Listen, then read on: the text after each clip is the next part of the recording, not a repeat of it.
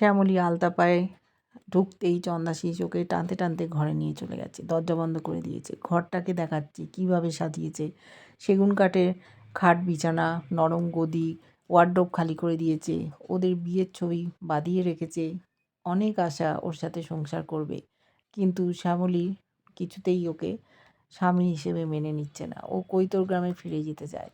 বলল সেটা সম্ভব না, ওকে ওখানে আটকে রাখার চেষ্টা করবে। এদিকে অনিকেত খাবার নিয়ে এদের বাড়িতেই আসবে, তার ম্যানেজার আসেনি।